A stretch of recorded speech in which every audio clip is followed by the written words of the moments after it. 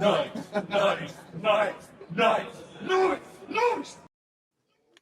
You don't have your backup drummer right now. I know, dude. I was like, you know what? I was gonna do the, but I was like, whatever. You know, I can't take his role. He's like the John Bonham of microphone playing. So He's really good at it. I don't know if you guys listen to the podcast audio. We can hear you guys, doing your instruments and all that, and it's part of the show now. if you guys didn't know, yeah, on the audio version, it's basically an extended cut. Yeah, you can hear Kurt and Jake just goofing off in the back. It's pretty good. So how is everybody? Let me bring up the comments real quick. I think it's pretty obvious that we're down a night. Kurt's not feeling too well. Give him your best wishes. Go ahead and spam his IG, his comments, whatever. Give him hell, man. Ask him how he's doing. See what he tells you. He said, yeah, see if the truth comes out. I don't believe it. I think he's lying to us, man.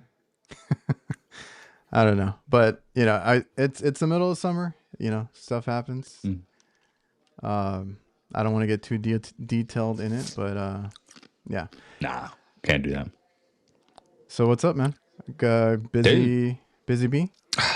Yeah, dude.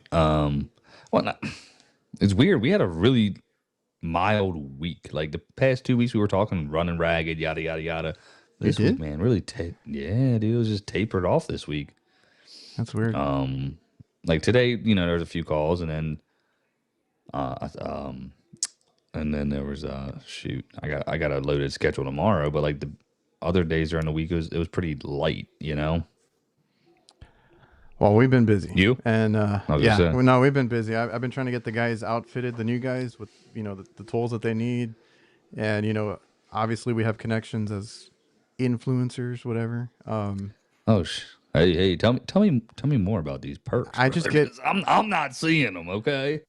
Now I can give off, I have like thermal imagers just piling up in the closet over here. That's right. I'm just giving them out now. Like, you need one? You need one?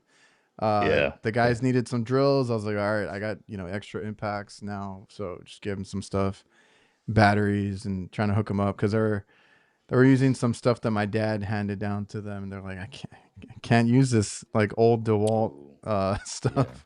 Yeah. They wanted the Milwaukee. So I was like, all right. Speaking of which, I just want to mention real quick. Milwaukee I'm trying to get that drawer, that rolling drawer that just came out. Yeah. I was told it was back ordered, but eventually I want to finish the setup with that. But I see a lot of people complaining about I think it's like $250, right?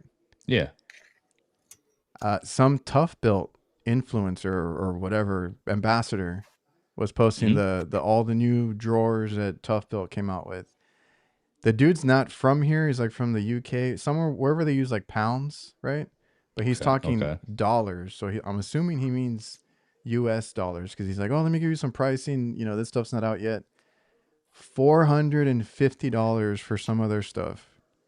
Ain't no daggone way. Well, I can't look it up because they're not out for sale yet. So, he's like, I got these ahead of time, but I'm going to give you some pricing.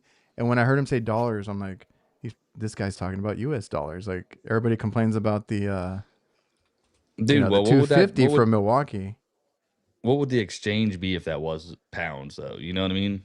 But he didn't say pounds. He said dollars. Well, doll hairs, though. You know what I'm saying? Doll hairs. I don't know. Well, see when it comes out. They had some cool stuff, but I just need that one large drawer, and my setup will be complete. Yeah, I'm looking forward to the van shelving system. I want that. Oh yeah, what? I do want that. They have a lot of cool stuff coming out this year. Woggy. What was I gonna say? So it's a shame that Kurt's not here, because I kind of wanted to get into some A2L discussion. Dude, I was thinking the same thing, because A2L is a hot topic issue right now.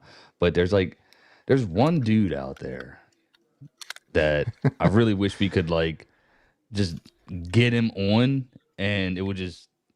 Do you think you have that type of pool? It'd be the bees. He's a Texas guy. He's a Texas guy, right? Yeah. Shit, call him up. Teletext See if him. you can get on. Have Yeah. you had any issues with A2Ls yet? Like, well, you have 454, right? Is that what Yeah. So we you got two. guys are using? We got, yeah. Yep.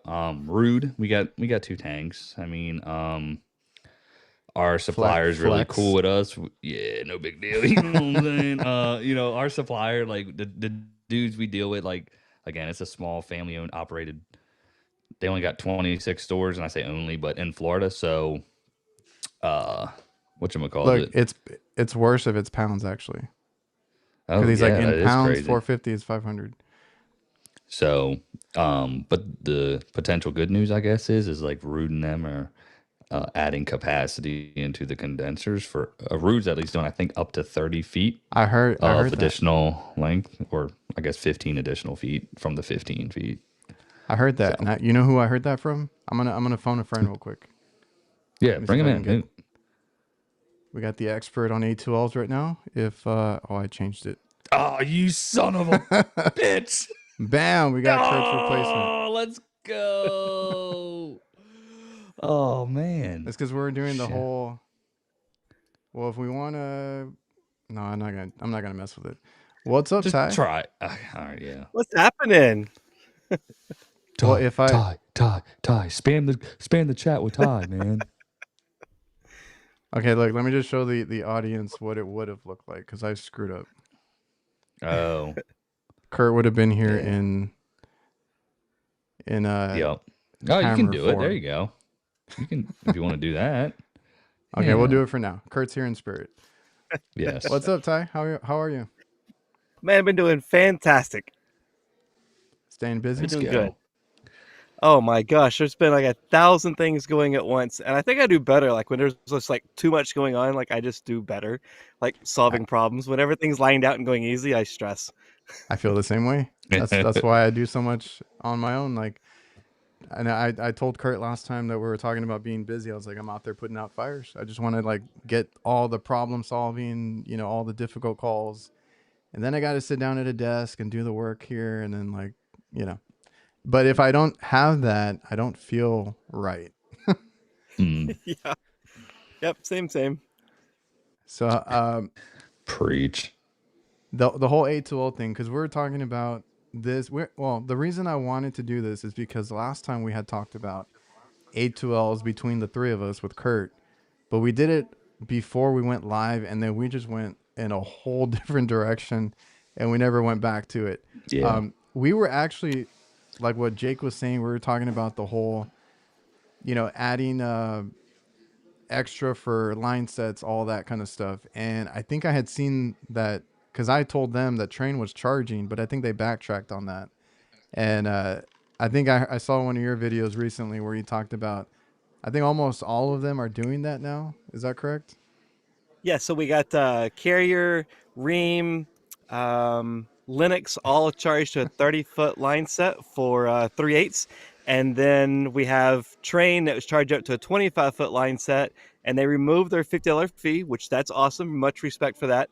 And York, I haven't got anything from York, and I heard from one of their reps, and it's just a rep, so it doesn't mean this is York's stance. But they said no, we're going to let you buy $1,000 drum if you buy our equipment. We're not adding any extra refrigerant. I'm like, wow, what a good guys! Like that's so nice of you. It's a whole And thing now.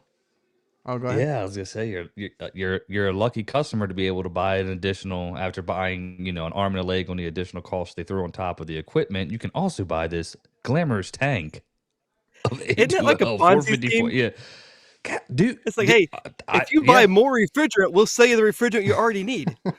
yeah. Oh my gosh, it's ridiculous. Yeah, we're That's going not. through it right now.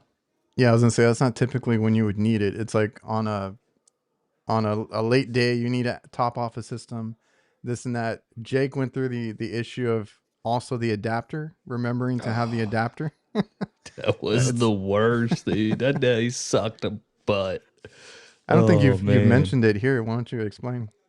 Oh, so we were doing a change out, and of course, forgot the system was 454. They delivered it. We're running late. Just logistics that day sucked. We're finishing it. Need to top off the system.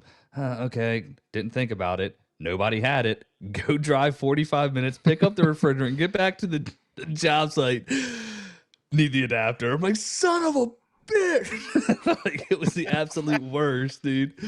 And we found some hole in the wall, like Amazon affiliate looking HVAC supply house. Unfortunately, they had one. Oh, that's how you got it. Yeah, dude. It was like, and Q is he speaks Spanish, and everybody in there like spoke Spanish, so I didn't know what to say. I was like, the adapter. And you know what I mean? El Oh. Adapto. Yeah. So There it what's is. crazy is like this thing, I hate it. I'd rather have the hose, and I ordered a hose and I lost it. But when you're tightening it, maybe it's just me, but you have to remember to Yes, reverse no. thread. And that's one Yeah, thing. that But then the I know what hose you're about to goes the say. other way. Yep. So when you flip it over, I burned the heck out of myself. I felt like a noob, and because I couldn't remember which Yep. way to tighten which one, and it made it worse. And so, yeah, Yep. and I don't understand. I get it. It's a flammable, so it's supposed to be reverse threads, but that's just like stupid. Yes. Well, yes. Thank you That's for what I coming did. on and verifying everything that we've ranted about for the past few weeks. I don't get it either, man. Because like, obviously, there's 454B and there's R32, and then we're phasing out 410A. I get it. These changes happen, but they're made of similar components. Like it's not, to me, it's not entirely new. It's just a different setup here.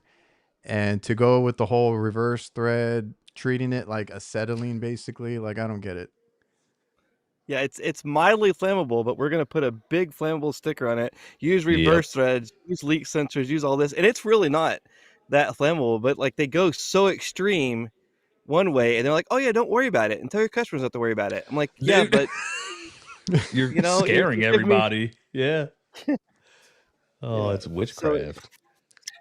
so this one doesn't have a big flammable sticker, but the other one's like the box. It's this huge sign on it, and then the customer's like, "Hey, what are you putting in?" And then you have to go through the whole explanation. It's Yeah. crazy. It By ain't the as bad way, as just so you know. it Oh ain't as shoot, bad as it bring. looks. I love Uh, R12. I have a can somewhere. I worked on R12 not too long ago. I didn't want to, and I told the customer I can convert it to 134A. Did the whole process because I had leaks and stuff, and we needed a new compressor anyway, but didn't want to. And I got called back like, yeah, go ahead. We approved the quote. I'm like, crap, but like, we got it going. I just went through it, got all the leaks out, patched everything, changed our TXV, and it worked and it's still working. That's what R12 we is a do. great refrigerant.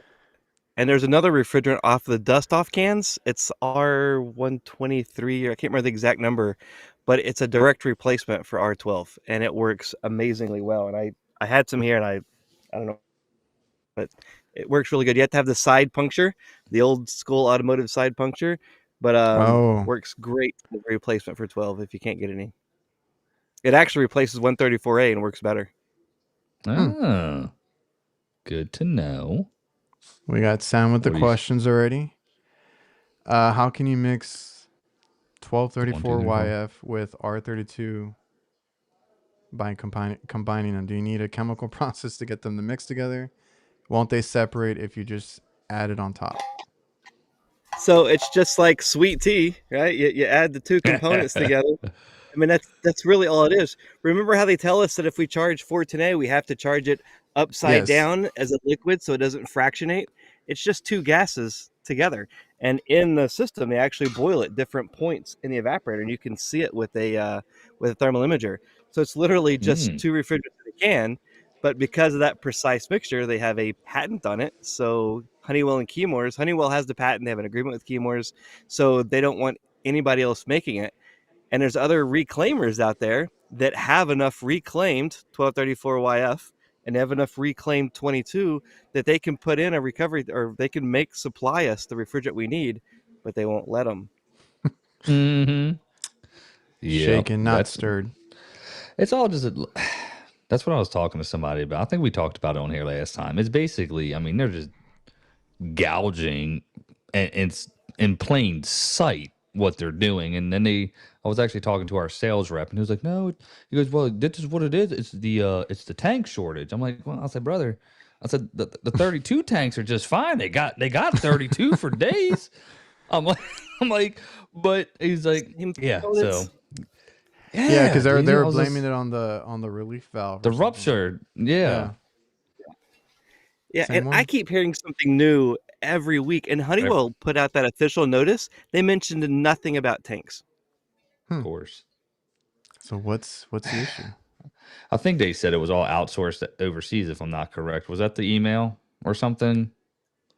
I could Were be having to wrong. increase production, outsourcing it overseas, and they didn't clarify it was the refrigerant or the tanks they were outsourcing, but Hmm. said they were outsourcing. And Yeah.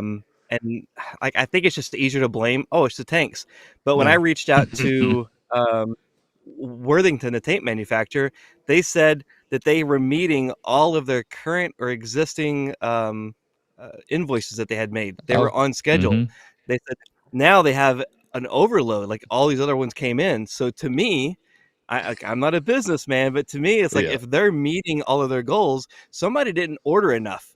So you can now say we don't have the tanks to put it in, but somebody didn't put the order in for the tanks to begin with. And who would that have been? Right? We're right back to Yep. square one. Yep. Concurred. It gets me Megan's Yep. riled up. asking. Megan's asking any movement on Honeywell opening up who can make 454B yet. Oh, they have it Uh, very close in. There's actually a lawsuit. Oh, Other really? chemical companies are suing Chemours and Cura for having a monopoly on the refrigerant. This yep. started in December, before we ever had this shortage. And I was like, I wonder what that's going to come out to be. And then now that this is happening, I'm like, oh. Mm, So, like, I don't know, but I think it's, either complete incompetence or by design. And so I'm like, the yeah, the Chemours guy latter. got into a lot of trouble for fudging their numbers in last year or his year before last. I can't remember what it was, but remember that big they got removed from office. All the top CFOs, CEOs, all those people got removed. What? Yeah, and so then this is happening, and I'm like, what else is connected? Ah, that's wild. Man, Keymores wanted to come on my podcast. I should have him on and kind of ask these questions. Ooh. Bring them Ooh. in. Oh, they are mad at me, and they've I was even gonna say, just they bring put up Ty in. videos. It's like, Oh, I have hey, somebody don't somebody listen here. to people on social media. I'll have somebody here who wants to speak with you. Yeah, that would be Don't good. listen to social media. They're nuts. The message was on social media. Don't listen to us either, okay? Just trust it. Trust the process. Fear mongering on the flammability and price gouging, which we've been through Facts. before with the whole pandemic. We always bring up the $85 drum that we used to be able to buy for 410, and Mm. how much it jumped from 1 year to the next, or month probably. Within a few months it went up. And one thing about prices is once they go up and it's like the norm, they'll never come Yeah, back and down. there'll always be a demand, and they're gonna see the demand is still there, and they're not gonna jump off of that and come off, to even maybe somebody will, maybe one manufacturer might, hey, we're gonna honor that, but SEER 2 came out, they weren't prepared and they jumped the prices up there. Now we got Oh yeah, all you this had a lot tariff. of issues with Oh that. yeah, dude. The tariff shit, they're like they dropped them down, but they kept them at the same price that they gave us when they first initially said they were going to get, you know what I mean? And now with this whatever the refrigerant thing, like you said, I mean eventually that's going to stay. I think the refrigerant's definitely it's going to have to come down. But, you But know, Well, I don't here's know. what's crazy. When I bought this tank 2 years ago, I think it's 2 years ago. I can't remember exactly, but this was $225, and the Yeah. 454B was $450. So his 454B is already twice the cost before Yeah. all this happened, and now the price of this is going up as well. And I'm like, hey, hey, hey, at least this one doesn't have a patent, right? So, yeah, or doesn't have an open. Yeah. $1,000 drums. It's What's your thoughts here on the GWP though? You think they're going to end up doing something funny again, and the standards are going to be lower than where 32 needs to be, and that's why the other manufacturers went with 454? So will we have a refrigerant change? Oh, probably so, right? But let's talk about that R32, GWP, all that stuff. So everybody's like, oh, the EPA is doing this to us. First, let's clarify this isn't the EPA's doing. This is because of the AIM Act passed in 2020, bipartisan Congress. It was put into law by John Kennedy. He introduced the bill, bipartisan, both sides, whoever you voted for, both sides passed it, signed into law by President Trump December 27th, 2020. So that called for the phase down of HFC refrigerants, and they called it the American Innovative Manufacturing Act, even though everything in there talked about global warming potential and all of that. Before that, the EPA couldn't regulate global warming potential because the Clean Air Act said you could only regulate ozone depletion. So the AIM Act made all this happen. And then that gave the EPA the authority as the administrator, word for word, to regulate and meet this timeline of phase down. Now, guess who also lobbied for that? That was Chemours and Honeywell that pushed for that so heavily. So then there was 3 levels for GWP: 700, 300, and 150. Those are the 3 levels they said. They worked everything around that. And for HVAC, from now on, everything was at the 700 level for air conditioning and heat pumps. So there's no change in that except for the state of New York. So there's nothing to change off that. Now, if there was going to be a change, it would go down to the next level, which is at 300, which eliminates both of them. Now everybody's like, Okay. well, Europe. Well, Europe is having a lower number, and that's Europe. That's not here yet. But they're also banning our friend 1234YF because it breaks down in Yep. tetrafluoro TFAs, forever Still chemicals. got the So they're yeah. banning this. So this is 31.1% of 454B. So if we want to look at Yeah. what Europe's doing, if this goes away, 454B goes away also. So either way, their fate is tied together. Eventually, Uh, we'll be replacing it, but right now, they're connected. Good call. How fast was the phase out supposed to be when? 2030 what? You think it'll be way before that? Well, it'll have to be another act of Congress to make a change. So I don't predict anything in these next 4 years, assuming that it takes at least a year for everything to get through Congress. So that's 6, and that's assuming everything goes perfectly smooth and it's a Mm. bipartisan. And then you end up with another 4 years at the soonest to get regulations into place. So 6 plus 4. So it'd be where it's supposed to be, right? It 10 wasn't it 2036 or 2035? I think Well, I so. mean, it's a phase down in 20. I have to look at the dates, 2036, but they're still making it. That was just the Mm-hmm. final Yeah. level. So, we'll see what happens. Jason says a carrier train in York didn't want to give Daikin any love, so they picked 454B to monopolize it. Oh, I the mean, other manufacturers hate Daikin. They actually call Yeah. it the Death Star of Waller County. That's what they call the Daikin facility. Like they really? hate them. I actually got to talk to some of the big shots, and I won't tell you what company, but the Okay. guy actually lobbied for 454B, and he told me like why and all the testing. And one of their biggest reasons, or his biggest reasons, was because they didn't want to use 32 because Daikin used it, and they wanted to do anything they could do to hurt their competition. And I'm like, Oh. that's stupid. All right, Jason proved a good point there. Boom, bomb dropped. What's up? Where you at? You heard it here. Uh yeah, no, I Jason believe Jason got the inside Jason. scoop with his Yeah, I was Daikin. like Jason's over there with Daikin. I work well. I buy from Johnstone. They're a Daikin dealer, right? We like that's what they push. That's what we've put in. Now, older Daikin units were notorious for leaking. I didn't like them, but like we put in like 3 of the newer ones, and I've had no issues with any leaks or anything major. Like they've been running really well.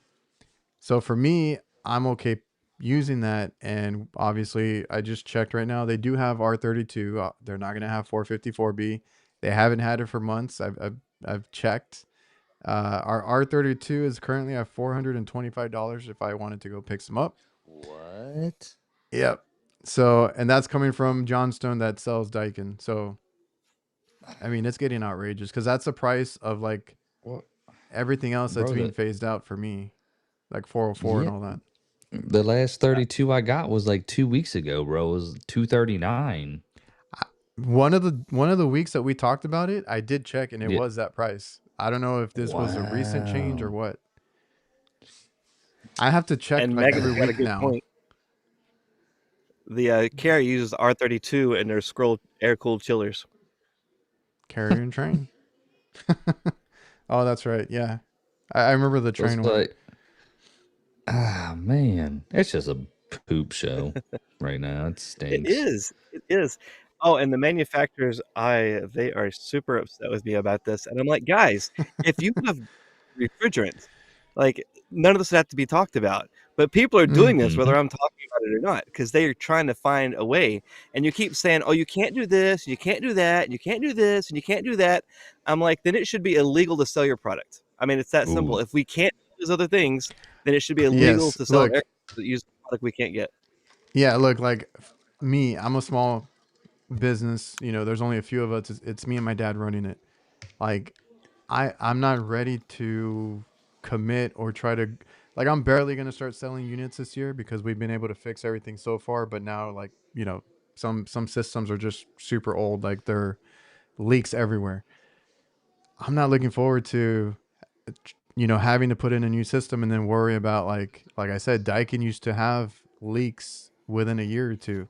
I hope they don't have that now, but any other system, because some of them do want specific brands. Like I give Daikin as a like a budget cheaper option, right? But sometimes they're like, oh, I want Carrier, I want Train. Like I give them what they want. It's just I'm not looking forward to if I have to add any refrigerant or anything. So even with the refrigeration stuff, I'm still trying to use like 404 and other refrigerants before I have to switch over to whatever 448, 449, whatever guys are using.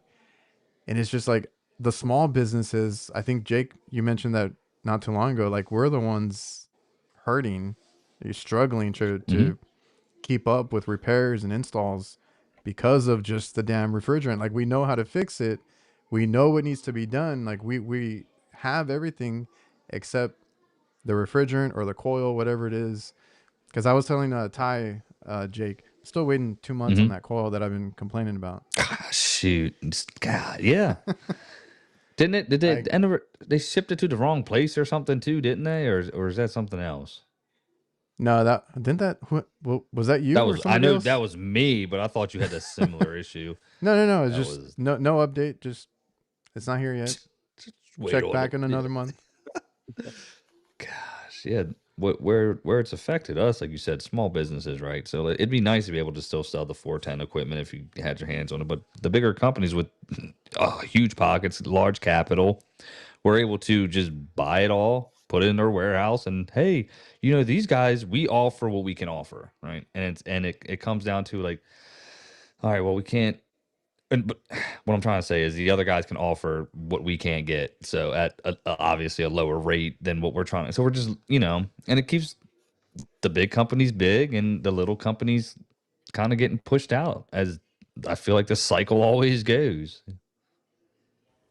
Yeah, So it's a there big. was unfortunately. two things about that private equity. One is they're big enough where they can just buy a unit they're not going to use and recover the refrigerant to use, or buy them to buy the tanks.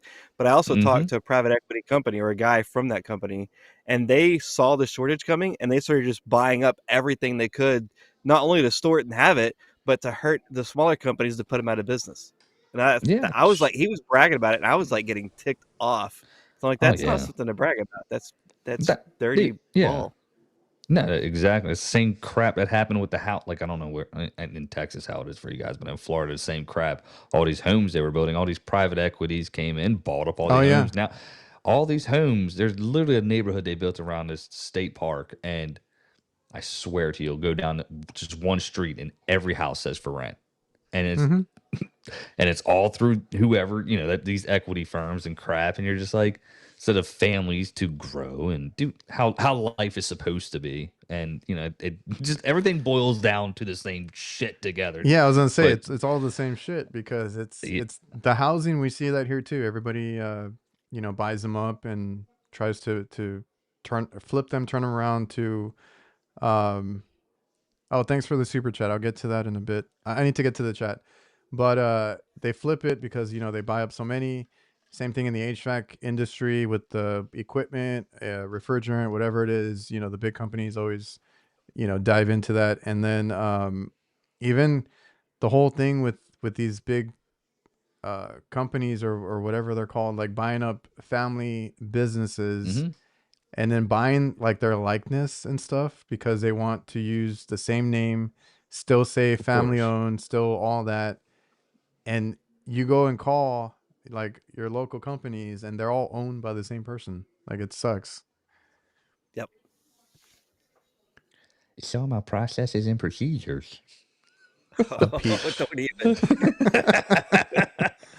Look, I can come into any company, brother, and I'll tell you, I'll implement my processes and my procedure, and I'm gonna have that thing running in 30 days, and I won't even have to be in the office one bit. It's the Grant Cardone's, you know what I mean? Stuff. You For gotta just love it. $1 a day, is your family's Oh, health let's go. worth it? Oh, Kurt would have loved that. Yeah, Yo, we that love is the the best. four quarter joke. Dude, I saw his thing popped up again. God, it was so bad. He used an AI thing with a baby, and it was like, "Did you know the chlorine water that you're drinking and this that, and the third, and for this much a day, you won't have 20% cancer rates rated at." I'm like, dude, like it's literally scare tactics and fear Oh yeah, mongering. Did I you know what see you're talking that about. one? No, but I was trying to picture it. I know what you're talking about. Oh man, It comes out. Do you have 4 quarters a day? Yeah, I dude, I got a love. sandwich too. I can feed the homeless. Like, shut the hell up. Oh man. Where was I? Oh, Mike. Wait, that wrong one. They use 448. And thank you for that because I was actually going to ask your opinion on what refrigerant you use because eventually I think we're going to start selling equipment, like I said, just for that real. I think I'm phasing out the last of the R22 systems that we have around here. Like, I think it's time to Mm. give them a new system. So, like Megan had said in the chat, like just keep fixing things and you won't have to deal with it for some time. That's exactly what I'm doing. I'm trying to like, because I had another one that they were like, just give us a price on a But new one. What? well, I was gonna say I just had a scenario this week, dude. It was an evap coil, all these leaks in it, R22, flat like the cost of the coil, and if you did the like it Oh yeah. literally is, you know what I mean? So it's like you Well, could for sure, I have two you scenarios opted for a new because system. yeah, I have two. Well, you always give the customer the option. I have two scenarios though. Like one of them, I think it was a micro channel, and we were trying to look for a leak, and it Mm. ended up being a service port that I could tell, uh, Mm-hmm. because I did a vacuum and all that, and then like I didn't find a leak. I didn't like. I'm like your evaporator is rusted out. I got like the smallest hit. It might have a like a micro leak at somewhere, but nothing bubbled up, nothing anything. And I was like super confused because I'm like, this thing looks in good condition. I just don't know where it leaked. Charged it up, weighed it in, and then I took off my hose and it was like pouring out of the service port. So that Schrader was messed Mm. up. Right. So I'm like, that could have been why it went flat because they don't do maintenance. They don't have us there all the time. Like I'm never on that roof. I don't know the history on it. So that like over a year, 2 years, that could have been the leak. I don't know. So they were ready to they were convincing themselves like we might need a new system, and I was like, I would rather check it and see if I can fix it for now, right? Because I don't want to deal with this A2L crap. But I have another one at another location that the evaporator shot, the condenser coil shot. It's too much to repair. So that one, I'm like, yes, you would need one, right? So, I mean, there's two scenarios there, and it's just I'm on Megan's side though. Like I'm trying to fix everything I can so I can avoid it for now. And I think that's where some of our we're missing with the trade is we say we need tradespeople and we need skills and we need the skilled trades. And then when it comes to it, who are we paying the money to? We're paying the money to the people that sell units that don't Bro, fix anything. yeah. Like, why don't we Well, have the money being paid in to the skilled person that has the knowledge and can fix stuff? Because that's the value. Anybody can sell. I mean, they literally bring people out of other trades or other not trades, like people Yeah. that Yeah. sell share Yeah. housing or whatever. Like, Yeah. hey, we'll teach you how to sell HVAC, you know. And I'm like, anybody can do that. How can you fix it though? That takes a lot of knowledge, experience, and a skill. You know, to piggyback off that, like you said, like bringing people into the trades, a lot of, where these most of the time, I mean, I could be wrong, is when guys that are new, they're always asking, well, how do I get a job? Well, the bigger companies are going to hire them, right? And just because they can do that, but then they're going to train them in with their processes and procedures, which comes down to basically just being selling techs, right? Yep. Prior, and then we just get that's, oh, but I'm making so much money, man. And then, you throw all the money at a kid or even some guy who's changing his career at 35 and like, hey, man. And, I just think that's our problem. I mean, we've all been talking about that for some time too. But yeah, no, you're right with the skilled portion. That's what it is. Like you hear the guys, I go to Jiffy Lube. The guy follows the script. I like that guy. I ask him if he wants to come in for an interview because you know what? I can teach him how to sell garage doors. You know what I mean? Unfortunately, yes. Oh, Eddie brings up one that came to mind: the Next Star Way. Next, Yeah. there's a bunch of them. Next Tech, Next whatever. There's a few of them. I I won't say some of that stuff I don't implement, like in terms of like parking your car not in the driveway but on the street, wearing your booties, those same like, but like not the I don't know. There's things you can take away that does make sense to help the customer and just treat them right with respect and everything like that. And but always just do your due diligence. And I think it's overlooked. So I posted might have been a story the other day. I was the fourth company out there. Every other one said the system needed to be replaced. I said, did anyone try to fix it? He was like, no, they just, they came in, they couldn't figure it out. They said it was this, this, this. I get the fuse was blown, bro. And it was like the Goodman with the little, I don't know what type of fuse it is, like the tube to cylinder. You know what I mean? And it's a pain in the ass and it's in the little thing to take out. And I was like, did anyone bring this to you? Like he was like, no. I was like, well, son of a bitch. You know what I mean? It was like, obviously there was something that led to that. The transformer, was shot. It was pretty wrecked to say the least. But it took the fourth company to come out to at least give that option, right? Like I sent the options to repair the things and take the next step, but it is what it And that's is. what we need more of. That scenario came up in a conversation with me and my dad because we were talking about something, and I'm like, yeah, like we go out there and we try to help them out when other companies. Because I was telling my cousin, I was giving him some tips, right? Because he's doing a lot more calls and checking this and that. I'm like, look, a lot of times, because I already know these customers, like, look for this, look for that. Don't kind of have this tunnel vision on refrigerant or it's this or that, right? Like, just look at everything, because right now I'm having a lot of issues with like airflow, and people want to think it's like something complete. Like I had somebody who wanted to condemn a unit, and I'm like, I went up there, all the ducts are disconnected from the like the flex ducts are coming off of the Yeah. trunk. I'm like, this Yeah. is your issue here. Like, you're not, it's not cooling because all your attic is cold, right? Like, there's other things that you need to look for. So I told my cousin there was this it was a small business too, I think, but they came in, they tried to fix a walk-in box, replace the TXV. What do you know? It's a TXV, right? And it still wasn't working. And I went in there. All I had to do was adjust my superheat, and I'm like, here you Mm. go. You were way out of whack. The bulb placement was fine, everything was fine, but he didn't take the time to adjust it or anything. And then once I did that, it dropped dramatically. I'm like, I don't want to bash on the guy, but I just had to go in there and adjust it, right? Like, we need skilled technicians out there. You can't just go there and be like, oh, it's bad. You need a new one. I was hanging out with some of the rack guys last month, and man alive, that was awesome. I had so much fun. But they actually have, I mean, they're so precise on when they're setting and adjusting things, and they wait and see, and they spend all this time making sure everything's dialed in. I'm like, man, I'm used to just having to like get it fixed and go. And he goes, oh no, we have that. in the middle of the Mm-hmm. night, we have to just get things going. But then we come back when we can, and then we get things lined out, because you're not talking about, $1,000 compressor. You're talking about a very expensive compressor. More Mm. important than that, how much food they lose, and the Oh product yeah, that they lose. They're losing so much product. And I think of, a restaurant losing a lot of product. You're like, yeah, magnify that by a whole lot. And I'm like, it that's was so why. cool seeing 1 Yeah, PSI, like adjusting for that. I'm like, wow, that's awesome. that's why I'll never do supermarket. I don't want that responsibility.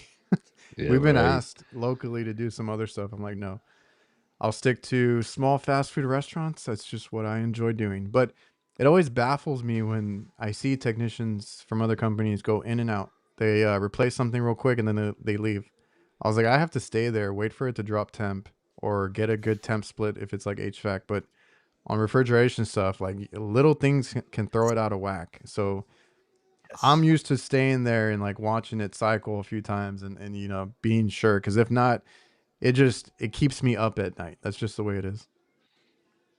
So I was doing some training in New York 4 years ago, and there was a beer system, and it's beer lines, right? It's a beer cooler. So we got it running, and like I had that feeling like, hey, something's just not right. And the guy's like, hey, it's late, it's Saturday, we want to go home. Like, we'll come back. I'm like, yeah, it'll probably be fine. Nope. We leave, and they called us back like 2 hours later, and we're back. And I'm like, I knew better. I knew Yeah. better than those to leave. Yeah, every time, I swear. Yeah, that happens. Favorite calls Mhm. are good luck, you're the third guy. That was you, Jake. Yeah, dude. I was like, but it was pretty evident, right? You know what I mean? I was like, well, first thing, hey, not getting 24 volts over here, guys. You know what I mean? Like, let's just trace it back. But it ended up, yeah. Anyways, it is what it That is is. right, Brian. Patience is key. The key is patience, they say. Patience is key, they say. Yeah, I don't So have to that deal with that as much as you guys do with that refrigeration stuff. So, that's what I love. I prefer. I would rather do that than an AC system all day.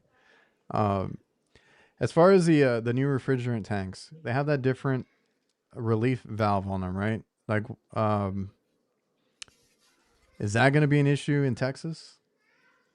It's actually better if you think about it, because what did our old tanks do if you had one pop off? It blew the whole Yeah. entire charge. Like, there was no stopping it. So at least now this closes back when it can. Like, so it's able Oh, to yeah. reseal. So with 32, like, not a problem at all. Just a single component refrigerant. My question is, what happens when R454B starts bleeding off? Is it Mm. losing more of one than another? Because we're supposed to charge it as a liquid. So that's my question. Like, Oh, and we don't know the answer yet, right? But it looks I've to me only like it's seen fractionated. I've only seen one rupture before. It was a 410A tank, but it was somebody that left it in the bed of the truck, and that thing just Sunlight. popped. Yeah, It happens in Vegas a lot just because it gets so hot in the vans with the sun shining on it. But yeah, it happens. It's a mess. So I like this. I think we should have been using this valve all along, but I'm worried about the sure. fractionation of 454B. Now, also 454B, I haven't done a video on this yet because I don't have a for sure answer. But I'm getting reports from people around the country saying when they get everything set up and started, they have like no subcooling, and then they add, and it takes like 2 to 3 hours before it really balances out.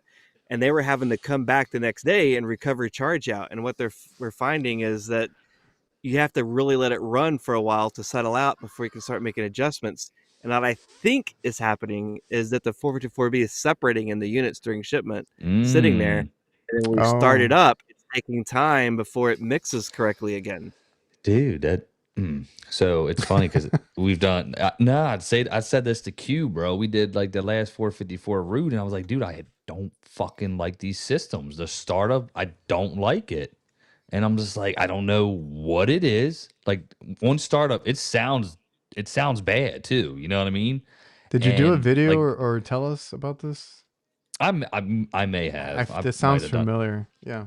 Yeah, we tried, and I'm like, I don't like this. And I'm like, is this what we're gonna have to be dealing with? And like, and I did on that same scenario where I did add refrigerant because I was like, shit, like, But one weird thing is I looked at, and I think the pressures are relatively the same, but the sat temperatures weren't. I mean, they're enough off. I feel like at one point I was looking at something. I forget. It was a low 410 system, but I had it as 454. But the sat temp was like 19 for 454, but for 410 it was like 27 or something in that range on my probe set. I'm like, well, that's quite a difference in saturation when, but like your pressures are like, oh, they're about the same. But like if you don't check that portion, you know what I mean? Which I don't know. It's just gonna be a big learn. We're still learning. We're still learning it, but it sucks. So to your point, yeah, the startups on new That systems is sounds like which another is going to issue be money. I don't want. It's like R32 in 15 minutes, like you're balanced out. You know what you got. But if we're having to wait an hour or 2 hours on startups, and nobody has that time, like we're tired by the time you get started up. Like I love a commissioning report, but I'd never want the installer to have to do that because at the end of the day, they're tired, they're cleaning up, and the house is hot anyway. So you need to have someone going to come back, ideally, which we don't always have that luxury to do an actual commissioning. But 454B, just to make sure it's running correctly at all, 2 hours. Some people are saying, one company said they even had to wait 3 hours before they get the charge right. I'm like, 3 hours after an install? Like that's, and they had to have known that. They've done testing on every aspect.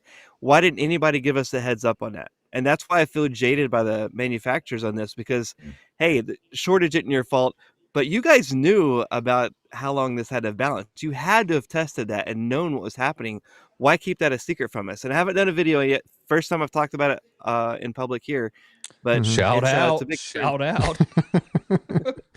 Well, I mean and Jake actually, had an experience like that. So I mean, it is a thing. It's just, and it's gonna throw you off. Like you said, you have to go back, or you have to Dude. just be aware or know that. And obviously, like you said, they're not gonna admit to it, so you're not even gonna hear it from them. You're just gonna have to figure it out. What That's right. that we talked about this. It's like truly though, like with these manufacturers, what you know what I mean? Like, are we gonna start our own manufacturing plant? You know what I mean? It's like, damn.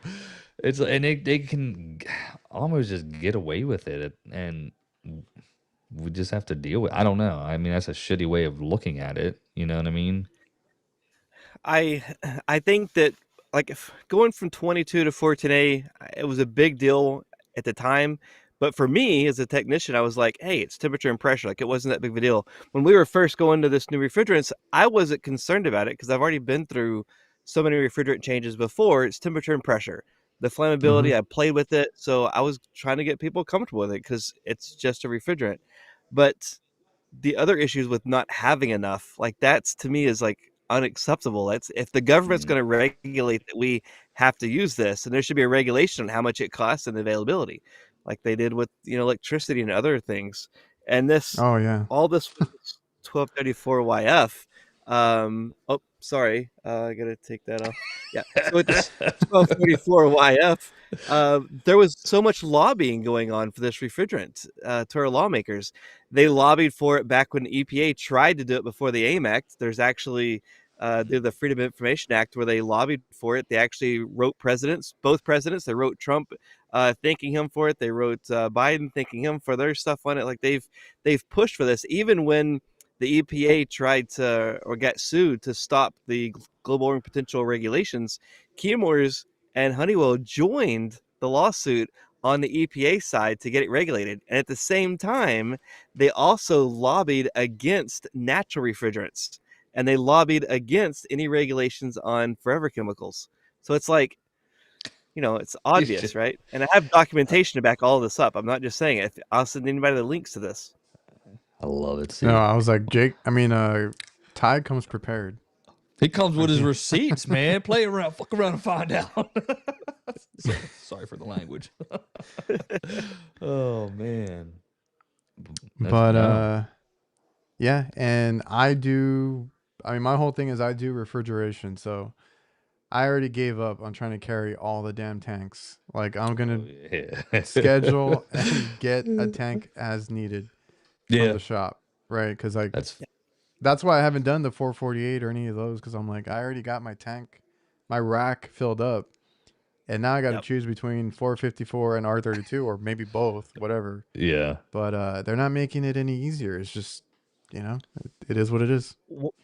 One thing I hate is there's people that I greatly respect, and organizations I greatly respect, and they're writing these articles like, well, we understand that these are rough times, but you can't mix your own, and you can't use 410A in place, and you can't do this, and you can't do that. So I'm Yeah. like, legally, you're just supposed to tell your customers F off. I can't service your system because of every refrigerant. Sorry. I'm like, no, how about you come in? Like, well, these challenging times. No, it's not challenging times. You Yeah. screwed up and didn't get us the refrigerant that we have to have. That's not a challenge. We'll fix it with 410A. Like, we'll solve it, or some other refrigerant. But Yep. I think they should ride in with technicians when they're like, hey, we're going to have another refrigerant. Okay, let's go ride with the refrigeration tech and see how many tanks they have to carry. And then you're supposed to have a recovery tank for each one. So how many recovery Yes. tanks you're going to carry? How much extra fuel, cost, like all of this going on. So if you want to look at the environmental aspect of it, let's look at the whole picture, and we need to either, hey, if we got to go to natural refrigerants and flammability, like I'm Yeah. all for Someone it. Like, someone let's mentioned, just jump in there. yeah, the Look R290 and at all that. There you go. 600. yeah. Oh yeah, Yeah. 600. Well, that's I didn't even think about that. That's a whole other thing because I am doing that because before I had three major ones that I carried, and then three of the recovery tanks for those that I would always carry. So I always had 6 tanks back when it was like 404, 134A, and then like R22, whatever we were using. And then we had to introduce 410A, and then I was like, okay, let me get a 4 rack tank or holder, and then I had to get 407C because we had to do some retrofits for that, and then I was like, I'm not gonna carry all the recovery machines. Like, if we have to do a change out or anything, I'm gonna go pick that up the day of, right? Like, I have it at the shop and stuff like that. But that's driving back and forth. I mean, make it make sense, right? Because it's just not you. It's always gonna have. There's always gonna be an issue somewhere. It's not just let's change refrigerants and we solve all the problems. Like, you're creating more than you actually solve at this point. Mm-hmm. And there's no regulation on coils leaking. Like, they're making new units with coils leaking. I got R12 Immediately. units that are 40 years old that aren't leaking, and they're like, "Oh, here's a new unit that's 2 days old or leaking from the factory or leaking in a month later." Oh no, we're Dude. not going to regulate that. But if you vent refrigerant, we're coming after you. Supposedly. Well, I had seen some of your videos too, like people asking if they could, I want to say, throw in 410A to a 454B unit, but you were saying that it's that those are two very different as far as like So compressor stuff like that. if you pull out 454B Oh and no, put in 410A, it'll work. I'm sorry, R32. You cannot replace it with R32. Oh yeah. That's different because R32 has a different compressor displacement, a different oil to handle the higher temperature. The discharge line temperature is much higher, and so yeah, you will burn out a compressor if you pull out 454B and put in 32. And I've known people that's tested that, and they can Yes. vouch for that. So yeah, the discharge line temperature on a normal day is 230, and the whole saying was 225 to stay alive for old oil. So it will cook the oil. So you have to have it's PVE 68, POE 45, POE 32B or something like that for the oils. You have to look it up to get the exact number, but the oil is different. So the completely different with 32. Because we had heard that before, like when we talked about it on the show, and I think the chat too, like just buy R32 and put it in there, but very different. And then if you mix it, you fractionate it essentially. So there's 454, which just means 454 means it's 32 and 1234YF. The capital letter means that it's a blend, and A means it's a mixture of this percentage, B is this percentage, and C is that percentage. So 454B is just the exact percentage of 68.9% R32 and 31.1% of R 1234YF. And then 454A is a different mixture of those same numbers. So when you start adding more of one only, you're doing the same thing as fractionation. So now you've changed the temperature pressure points, you've changed the glide, and you don't really know where you're at. So I don't blame somebody for having to do it. They need to get by, and I can't blame that person, but it really makes it a problem for the next person coming through because they think Mm. they know what they're doing, and then they don't Uh know huh. that it's been fractionated. So, I forgot. I forgot. I was going to mention that's another thing. Like we can blame manufacturers and all these regulations as much as we want. That is a big problem. But us as technicians have to be better too. Because I did a video not too long ago where it wasn't even about the system. I was trying to like show off the probes that I got because I was like testing them out. And I was like, this unit needs to be topped off because they replaced a condenser for a walk-in box, but they didn't replace the evaporator. This is an R22 system. And I had to go look because I always verify by the TXV. That's the only way that I can find out what they used. But before it was easier because it was one of a few things, just R22, 404, and maybe 134A that I had to distinguish. Now, when they put in that new condenser, I looked at the side and I had it on camera. I'm like, guys, we're gonna have to guess. It's either 448, 449, 404, 407. Like, there's a list of like 10 or 15 refrigerants that thing is good for, and you can go by the compressor as well and all that. But like a lot of them, if they use POE oil, uh, it's all these refrigerants that it's compatible with. It's just your TXV. So I have no idea. They didn't label it or anything. So I was like, please, if you are out there doing retrofits or doing this kind of work, you need to label these systems because us as technicians need to do our part as well. I told the customer, I was like, look, you need a new evaporator. And once we do that, we'll recover the whatever is in there and put in what we use. That's the only way I can fix it. right. Hmm. Yes, labeling is so important. So if somebody's pulling out 454B and putting in 410A, label it something so the next person knows what's going on. And everything HVAC, I love him. He's awesome.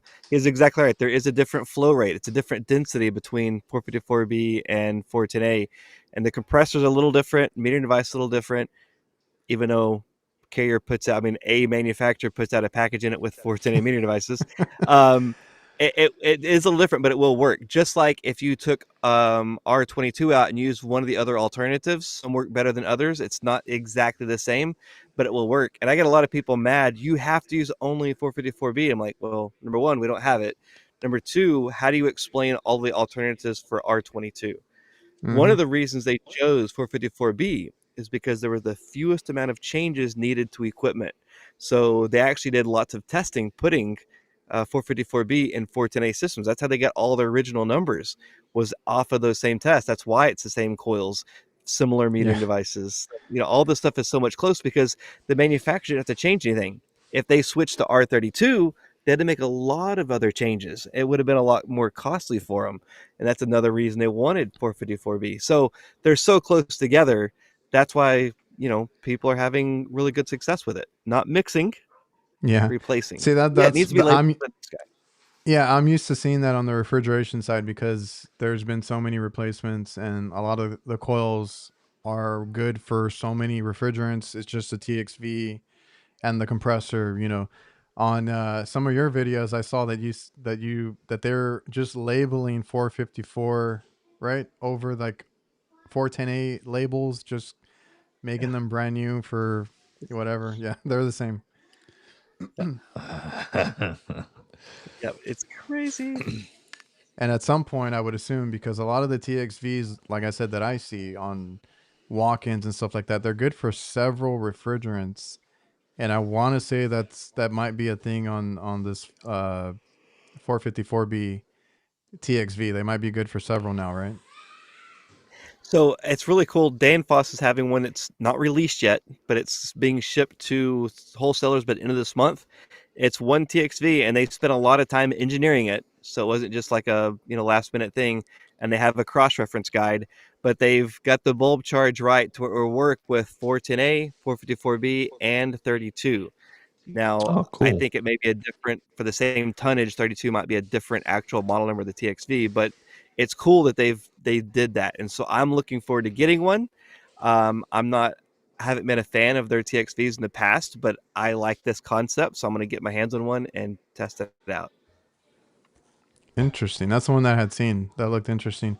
And that reminds me of a video of people having to change out the TXVs and do all these modifications in the field just to get the customer cooling because they can't get one of several things. They can't get a coil or they can't get the refrigerant, something. And they're just having to modify stuff. Mike B says POE oil and EEVs can't go wrong. Yeah. I think you one better, PVE oil, polyvinyl ester oil. That is a PVE oil isn't hygroscopic. It won't turn to an acid when you get moisture with it. So I don't know why we ever used POE in the first place. PVE to me is the sound winner. It carries oil well with the refrigerant, doesn't turn to an acid, and handles higher temperatures. It's awesome. Then when I deal with electronic expansion valves on the refrigeration side, it's so much easier because you just tell that thing, oh, I'm using this refrigerant or that refrigerant, and it does its own thing. It's metal. I'm going to go through the chat real quick. Yeah, check that chat out, bro. Off. It's been great. Like, you guys are awesome out there. I'm trying to so keep cool up with it. Jason Johnson. I just want to hang out with Jason Johnson today during work. I know. He's SpaceX over here working on all these cool things. It's pretty badass. Where am I missing this, man? Is it Have you not Big seen Jade? Nah. But I don't do this often, so. Yeah, EEVs on the equipment, easy money. And the sensors, that's another thing. We have to deal with sensors now too. And who knows? My whole thing is I don't trust a lot of these. I've had bad sensors and transducers out of the box. And how are we going to deal with that too? Because every equipment now is going to require sensors. I even talked to Heatcraft, and the new walk-in box evaporators are going to have a sensor, I think, on each side or something like that. All these extra things that we have to deal with. It's just, more and more. So I'm a fan of EEVs. I know that a lot of people don't like them, but man, they work as a solenoid and an expansion valve at the same time. They have so much better control over a TXV because a TXV you're going to have a swing. So it tries to do good, but it has only so much it can open and close. Whereas an EEV is going to get right down precise. You can get in a 5-degree superheat and it'll maintain it. Mm-hmm. So, I mean, it does require some other things. Like we have to have the manual tools to manually open and close it, the little magnets, which is expensive. So I get that. We have to understand how to, check, ohm it out, with all the different steps to see, is it the motor or the valve that's sticking? And then we have to be able to pull that motor off and clean it or apply a type of dielectric so it doesn't rust up. Which is, why don't manufacturers do that from the beginning? Yeah, like they know it's going to be in a walk-in cooler. They know it's going to be condensation. Like put some stuff on there. Why do I got to do that? Anyways, side note. But yes, testing the sensors is an issue. But once you start testing them, it's actually pretty easy. Now, habits, right? I'm old school. But once you start doing it, it's like, okay, it's cool. Ice water, dip it in there, see your ohm ratings, and it's pretty easy to be able to test them. And I do test them out of the box. I don't trust anything coming from a shipping container overseas, but I do. I test them, and it's no. It happened. It happened to me. Like it happened to me once on a brand new walk-in that we put in, and the thing didn't want to work, and it was a bad transducer. So now when I do these installs, I check them against my equipment, my gauges or my probes. I go through the settings and go and try to read all the sensors and see if we're matching up, because any PSI off, like I'm just specifically talking about like freezers, it's really going to screw up that superheat and really going to screw up what it's doing. And like you said, it's trying to maintain a certain PSI temperature, superheat, all that stuff. And if it's not reading correctly, it's going to be way off. Let me see. So the other scenario is guys having to buy like the 90-pound tanks. I think we've talked about that on nights too, and trying to transport that. And I know you've gotten a lot of interesting comments on that. Is there like a special adapter for that? First. Also, yes. Okay. It's reverse threads also on that giant tank. So the problem is getting a hold of that adapter. And a lot of people I recommended this do that, and they're like, "Hey, I can't find the adapters anymore." Well, I don't blame that one, because who would have thought that many people would be buying the 90-pound tanks? So I understand they didn't have that much stock. Like, that's legit. Like, Yeah, that's the yeah, thing. But I stopped recommending it because people can't find the adapter. Even I tried to get one online, and I couldn't. Everybody was sold out. So, and then you can't carry that 90-pound tank everywhere. So you have to put it in a recovery tank. And then there's people like, "Oh, recovery tanks, you should never use refrigerant out of recovery tank." I'm like, yeah, cool story, bro. But, it's life. Like, we have to do stuff. Obviously, never been in the field before. I'll say the last 32 I got from Daikin, it came with a adapter. Nice. That was pretty, with the bag attached to the top. So I was like, all right. Good looking out. Yeah, man. Yeah, Yeah, I like. Well, I the whole recovery thing. I know you can't recover and transport it and use it somewhere else. Like if you're taking it out of a system, but like sometimes we do repairs and we take out refrigerant, do our repair, and then put it back in because it's a newer system. So like it's done in the field. You just, like you said, the adapter is going to be a whole other issue. Well, that whole using refrigerant in another scenario, nobody's ever been. I looked through all the public records, and nobody's ever been fined for that. A technician has never been fined for venting refrigerant, which is actually a legitimate concern. Now, people have been fined, but not an actual technician. Companies have been fined, but not a technician. But using recovered refrigerant, they don't care about that. I got a friend of mine that bought a propane tank, pulled a vacuum on it for a week, dehydrated it, pulled it under a deep vacuum back in the early 2000s, and they started recovering all their 22 and put it in that tank. So now that when anything they need 22 and they don't have any, they just use the recovered refrigerant. And they tell the customer, "Look, I'm not selling you this. I'm just selling you the service.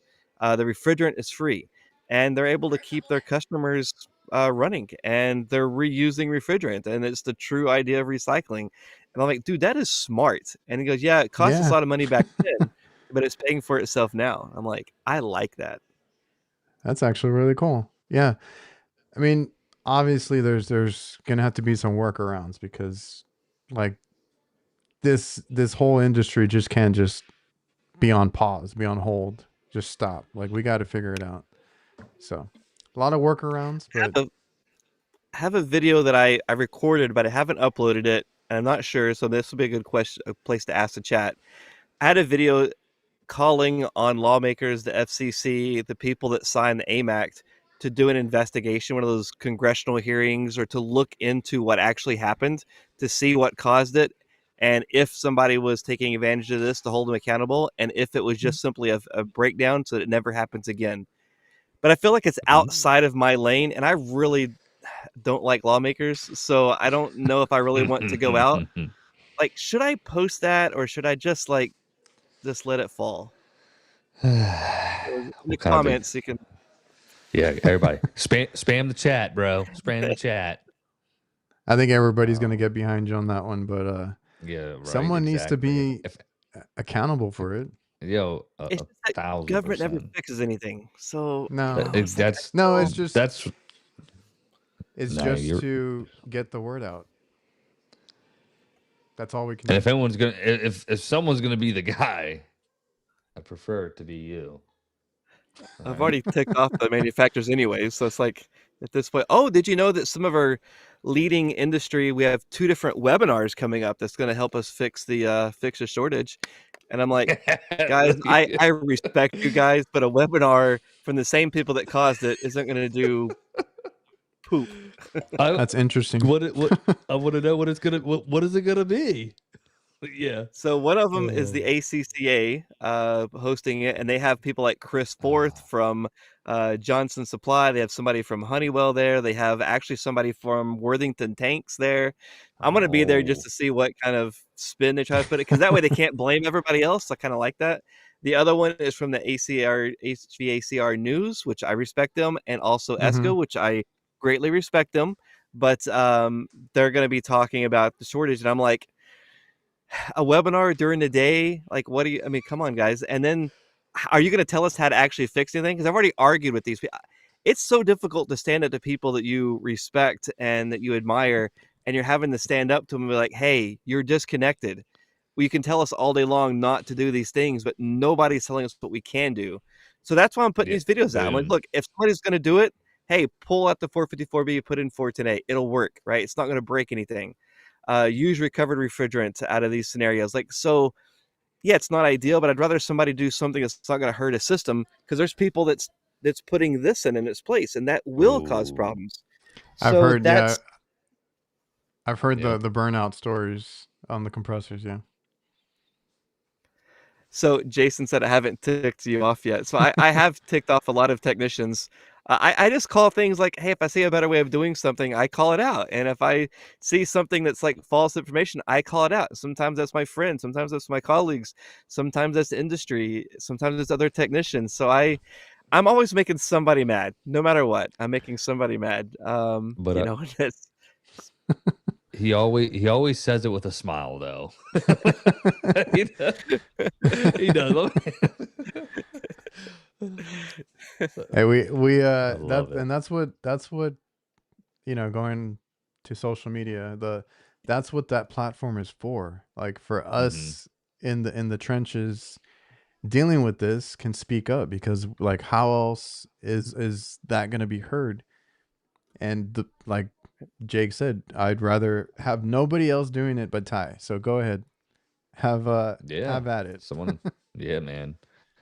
I wouldn't be the guy, because they come back, ask me a question. I'm like, I don't know. I don't know, man. I just had Ask this Ty. one liner I wanted to use and thought it was cool. And now I don't know. But note, tile, rebuttal, boom, boom, I like boom. to find out also why. So if I have an answer, I like to look it up to make sure I can back it up, because I was told a lot of things that were incorrect in my day and learning in the trades by people I respect, who meant well, who are good people. I was told incorrectly. So now when I go to answer, I try to look to make sure I can back it up. And I Mm-hmm. also have tried growing into some other things. Like, I love VRF.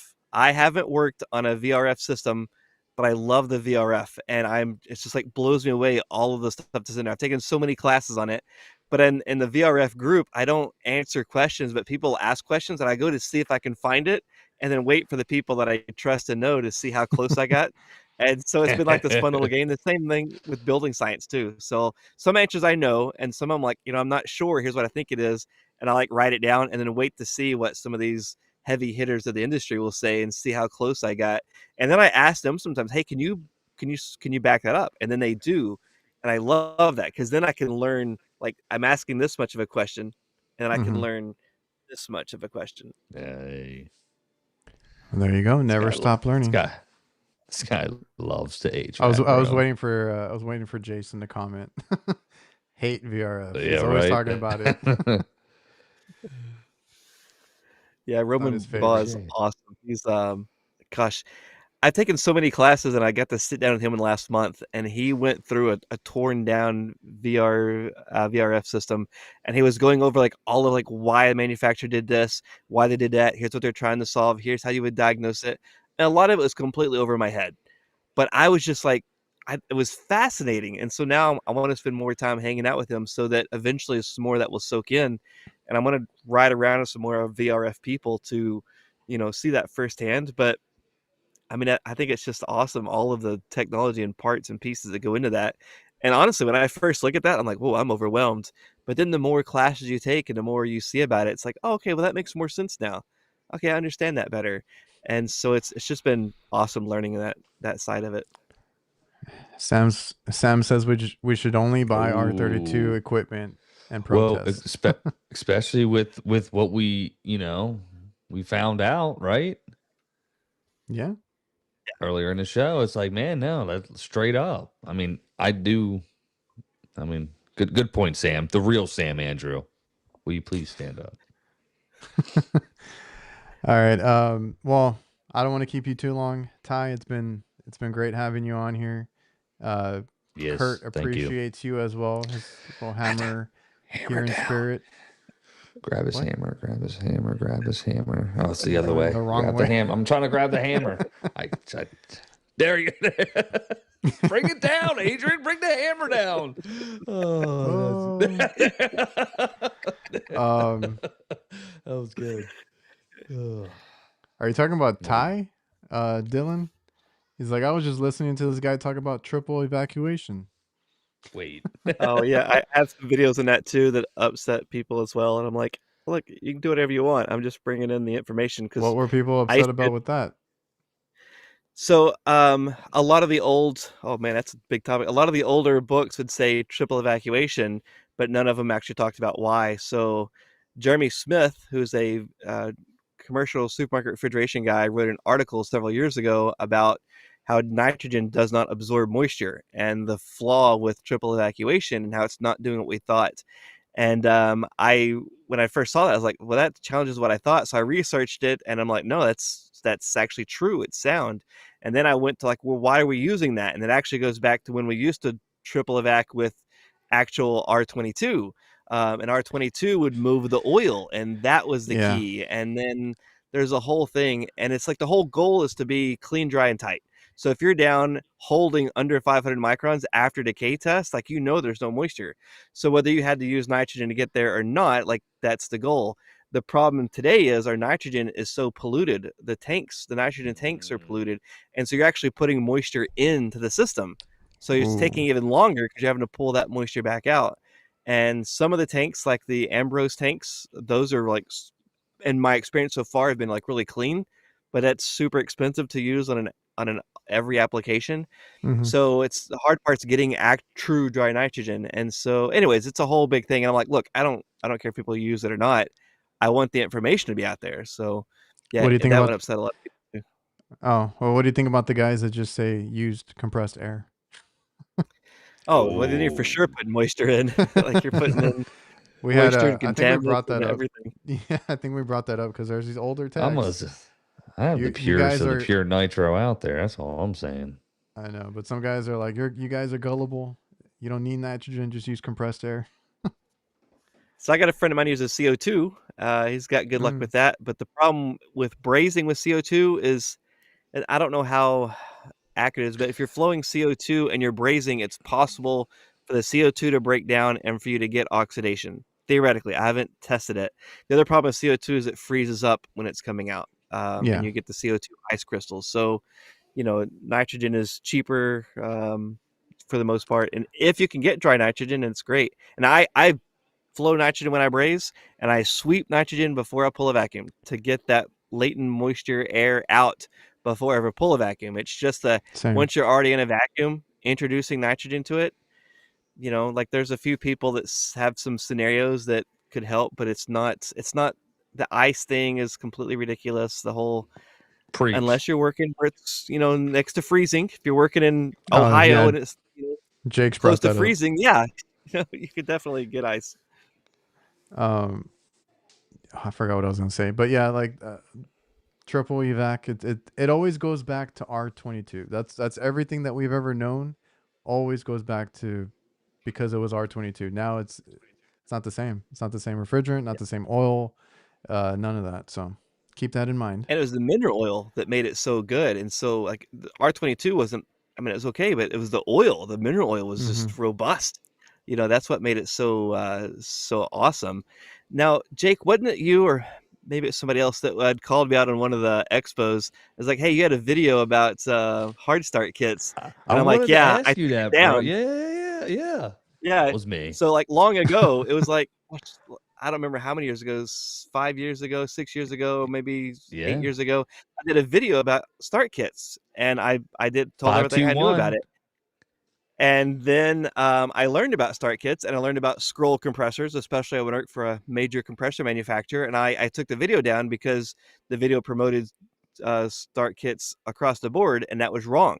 And so the information I said was wrong. So I took that video down, and since I've replaced it with videos talking about when you could use one, and then that they're not this one thing that fits all for everything because of how technology changes. So what I'm trying to say is, yeah, I get things wrong too, which is one of the other reasons I research more before I say something to make sure that I'm, putting out less bad stuff. But yeah, no, that was good, Jake. I was like, when you called that, I was like, yes, that's correct. I did Oh, that bad bro. video, and I'm Yeah. glad I took No. it down. That's so funny, yeah. Because I'll try to rebuttal with some people. I was like, well, because I was I was feeling your stuff then, and that's why I was like, hold up, because I wanted to bring this up to somebody, and it was gone, and it was down at what's the thing, the symposium. Saw you at the Mhm. symposium. Yeah, that's funny. Yeah. What's going on, guys? What's up, Chris? Chris Dolo. Shout out, Solo Any, Dolo. anything else, Jake? No, man. Ty, I'd like to just again thank you for joining us, and I Thank hope you. you have a great Friday, The a other way, great Ty. weekend. Oh, sorry. Oh, yeah. There we go. And look me in my eyes. Oh, too much now.